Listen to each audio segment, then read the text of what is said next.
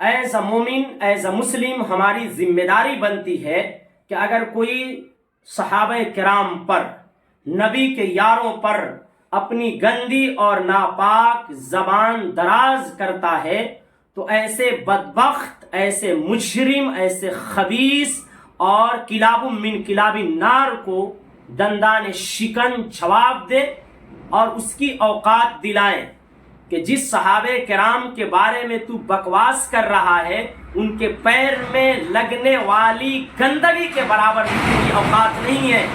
صحابہ کرام کے بارے میں تو بھوڑا الفاظ استعمال کر رہا ہے، صحابہ کرام کی گستاخی کر کے اپنے نطفے پر شک میں ڈال رہا ہے تو کہ تیرا خون پاک بھی ہے یا نہیں ہے۔ صحابہ کرام کے بارے میں تو اللہ پاک نے سند دے دی ہے کہ اللہ پاک نے ان کو معاف کر دیا ہے، اللہ نے انہیں جنت کی سرٹیفکیٹ دے دی ہے، اللہ نے انہیں رضا کا پروانہ دے دیا ہے کہ اللہ ان سے راضی ہے اور وہ اللہ سے راضی ہیں۔ یہ قرآن کریم ہے، جس پر ایمان اگر نہیں ہے تو تم مسلمان ہی نہیں ہو سکتے، تمہارا ایمان ہی نہیں ہوگا۔ اور یہ قرآن میں اللہ نے یہ تمام باتیں کی ہیں صحابہ کرام کے بارے میں کہ اگر ان سے کوئی بھول بھی ہوئی ہے، بھول ہو بھی گئی ہے تو اللہ نے انہیں معاف کر دیا۔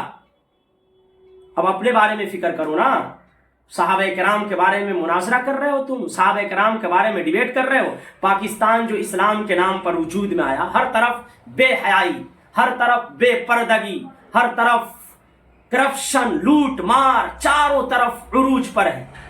وہاں اس پر مناظرہ نہیں ہوں گے کہ پاکستان نیچے سے نیچے، بدتر سے بدتر ہوتا جا رہا ہے، بھوک مری کے شکار ہیں لوگ، اس پر مناظرہ نہیں کریں گے، لیکن صحابہ کرام کے بارے میں مناظرہ کریں گے۔ صحابہ کرام جو انبیاء کے بعد سب سے پاکیزہ ہستی ہیں، ان کے بارے میں مناظرہ کر کے صحابہ کرام کی گستاخی کریں گے۔ حضرت عثمان غنی رضی اللہ تعالی عنہ، جن کے نکاح میں یکے بعد دیگرے نبی مکرم علیہ الصلاۃ والسلام کی دو بیٹیاں، اور کئی مقامات پر نبی مکرم علیہ الصلاۃ والسلام نے حضرت عثمان غنی رضی اللہ تعالی عنہ کو جنت کی بشارت دی ہے، خوشخبری دی ہے۔ امت کا اتفاق ہے کہ آپ خلفائے راشدین میں سے تیسرے نمبر پر ہیں۔ حضرت عثمان غنی رضی اللہ تعالی عنہ کے بارے میں یاسین رافضی، ایک خبیث، ایک مجرم نے، مجھے کوئی ایسے الفاظ استعمال کرنے میں گھبراہٹ نہیں ہے، کیونکہ جو صحابہ کا بے ادب ہو اس کے لیے کوئی رعایت نہیں ہے، میرے یہاں کوئی رعایت نہیں ہے۔ مجھے تو اس کے بھائی نطفے پر شک ہو رہا ہے کہ عثمان غنی رضی اللہ تعالیٰ عنہ کے لیے اتنا بھوڑا الفاظ استعمال کرے گا، اتنا گھناؤنا اور ناپاک الفاظ کا وہ انتخاب کرے گا۔ کس کے لیے؟ عثمان غنی رضی اللہ تعالیٰ عنہ کے لیے،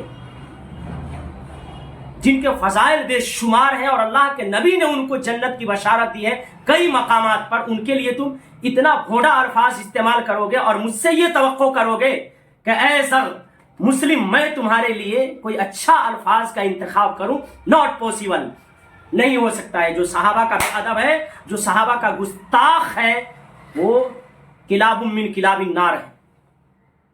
یہ مناظرہ ہو رہا ہے پاکستان میں، عثمان غنی رضی اللہ تعالی عنہ کی شان میں گستاخی، آدھی بات پیش کر کے، ادھر سے ادھر بات کاٹ کر آدھی بات پیش کر کے صحابہ کرام کے بارے میں گستاخی، کبھی امیر معاویہ کے بارے میں۔ اب امیر معاویہ سے بڑھ کر یہ اتنے آگے بڑھ چکے ہیں کہ اب خلفائے راشدین عثمان غنی رضی اللہ تعالی عنہ جیسی ہستی پر بھی اپنی گندی اور ناپاک زبان دراز کر رہے ہیں، ان کے خلاف بھی یہ بکواسات کر رہے ہیں، اور آپ یہاں کے پاکستان کے لوگ چپ چاپ بیٹھے ہیں۔ ایسے لوگوں کو تو چاہیے تھا کہ ایسے لوگوں کو لگام لگاتے اور ان کو سلاخوں کے پیچھے کیا جاتا۔ میں جواب دوں گا یاسین قادری رافضی خبیث مجرم کو کہ سنو، قرآن کریم، تم اپنے آپ کو مسلمان کہتے ہو نا اور اہل سنت والجماعت کا لبادہ اوڑھے ہو، لیکن تم ہو رافضی، تم رافضی ہو۔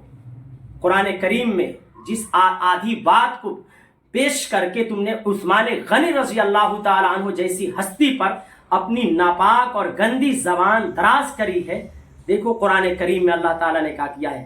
اس واقعے کو مینشن کرنے کے بعد دیکھو، پڑھے ہو قرآن، اللہ نے کہا وَلَقَدْ عَفَا اللَّهُ عَنْهُمْ، اور تحقیق کہ اللہ انہیں معاف کر چکا ہے۔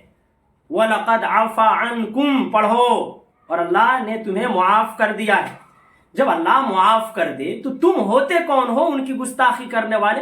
जिस चीज़ को अल्लाह मुआफ़ कर दे तो तुम कौन होते हो भाई गुस्ताखी करने वाले? सही हदीस के अंदर है कि अगर कोई बंदा गुनाहगार था और उसने अपने गुनाह से तौबा कर ली तो किसी के लिए जायज़ नहीं है कि उसके गुनाह पर उसको आर दिलाए। तो जब हुमा शुमा के लिए ये बात है तो तुम सहाबे किराम जिनकी गलती अगर हो भी गई हो तो अल्लाह मुआफ़ कर चुका है और तुम उसको आज हाईलाइट करके उनकी गुस्ताखी करोगे। आधी बात पेश करके आइए आपको बुखारी से मैं दलील देता हूं, और यासीन राफजी जो मुजरिम है, सहाबा का गुस्ताख है, और मैं गुजारिश करूंगा, दरखास्त करूंगा तमाम मकातिब फ़िक्र के उलमा से कि वो सहाबा किराम के लिए उठ खड़े हों और अपनी गैरतमंद होने का सबूत दिखलाएं कि गयूर हैं वाकई में अगर आप, और आपके सीनों में धड़कता हुआ दिल है, और वाकई में अगर आपको नबी से प्यार है ना, नबी से मोहब्बत है और सहाबे कराम का मकाम है आपके दिलो दिमाग में, तो आप ऐसे राफजियों को, ऐसे कुत्तों को लगाम दिलाएं और उनको जेल में डालें, आप सलाखों के पीछे करें। ये कीड़े हैं, ये मुआशरे के, ये गंदगी हैं। उस्मान गनी रज़ी अल्लाह ताला अन्हु पर जबान दराज कर रहे हो। एक जवाब दे रहा हूं, सही बुखारी देखिए आपके सामने, सही बुखारी, ये हदीस 3-4 जगह आई है सही बुखारी में। एक शख्स, मिस्र का एक शख्स हज के मौका पर आया और उसने हजरत अब्दुल्ला इब्न उमर रज़ी अल्लाह ताला अन्हुमा से 3 सवाल पूछे उस्मान गनी रज़ी अल्लाह ताला अन्हु के बारे में, और कहा कि क्या मैं आपसे चंद सवालात करता हूँ, 3 सवाल पूछता हूँ, मैं आपको मफहूम बता रहा हूँ, आप बुखारी है आप पढ़ सकते हैं, आप जवाब दीजिएगा। तो उसने कहा कि क्या आपको मालूम है कि उस्मान गनी रज़ी अल्लाह ताला अन्हु उहुद में आप वापस चले गए थे, राह फरार इख्तियार कर ली थी? इब्न उमर ने कहा हाँ ऐसा ही है। फिर उसने दूसरा सवाल किया और कहा कि क्या आपको मालूम है, क्या ये भी सही है कि उस्मान गनी रज़ी अल्लाह ताला अन्हु जंगे बदर में भी शरीक नहीं थे?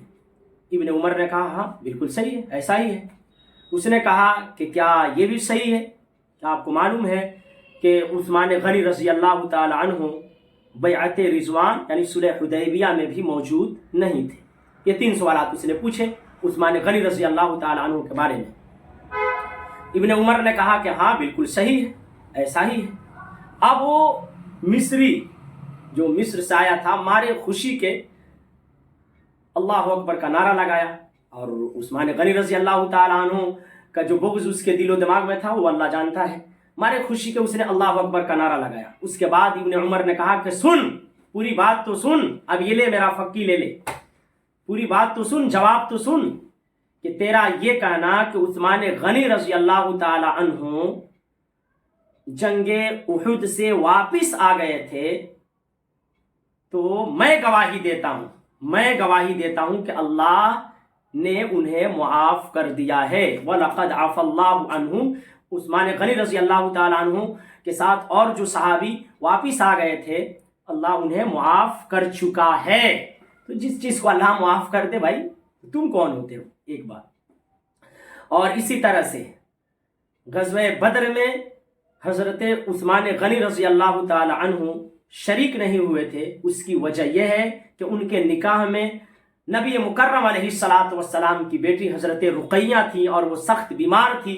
नबी ने खुद उनसे कहा था, यानी उस्मान गनी से कहा था कि तुम अपनी शरीके हयात के साथ रहो, तुम्हारा अभी ज़रूरत है, और तुम्हें बदरी सहाबी का मकाम दिया जाएगा और माले गनीमत में हिस्सा भी दिया जाएगा।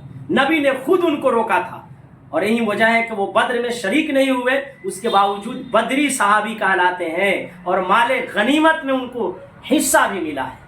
और तीसरा जवाब भी सुन ले कि बैअत रिज़वान में शरीक नहीं हुए थे, तो बैअत रिज़वान तो उन्हीं के लिए हुआ कि क्योंकि वादी मक्का में उनसे ज़्यादा कोई अजीज़, कोई मुहतरम, कोई काबिल था ही नहीं। अगर कोई उस्मान गनी रज़ी अल्लाह ताला अन्हु से ज़्यादा काबिल, मुहतरम और अजीज होता तो नबी मुकर्रम अलैहिस्सलातु वस्सलाम उनको सफ़ीर बनाकर मक्का भेजते। लेकिन उस्मान गनी रज़ी अल्लाह ताला अन्हु से ज़्यादा کوئی محترم نہیں تھا, کوئی عزیز نہیں تھا, کوئی قابل نہیں تھا, اس لیے عثمان غنی رضی اللہ تعالی عنہ کو آپ نے سفیر بنا کر مکہ بھیجا. اور آپ نے جب بیعت رضوان کری تو آپ نے اپنا دایاں ہاتھ رکھا صحابہ کرام کے ہاتھ پر اور کہا کہ یہ عثمان کا ہاتھ ہے, یہ لے فقیلے, اب چلا جا. تو نبی مکرم علیہ السلام مقام دیکھیں آپ, عثمان غنی رضی اللہ تعالی عنہ کا مقام, کہ اللہ کے نبی اپنے ہاتھ کو عثمان غنی کا ہاتھ رضی اللہ تعالی عنہ, عثمان غنی رضی اللہ تعالی عنہ کا ہاتھ قرار دے رہے ہیں. اور تم بکواس کر رہے ہو, تم بکواس کر رہے ہو. میں گزارش کروں گا تمام پاکستانی علماء سے, کھاؤ کسی بھی مکاتب فکر سے ہوں, کہ ایسے خبیث اور مجرموں پر لگام دینے کی ضرورت ہے جو صحابہ کرام کے بارے میں آدھی بات پیش کر کے امت کے دل و دماغ کے اندر گندگی پھیلاتے ہیں اور صحابہ کرام کا بغض نوجوانوں کے دلوں میں پالنے کی کوشش کرتے ہیں. آمین.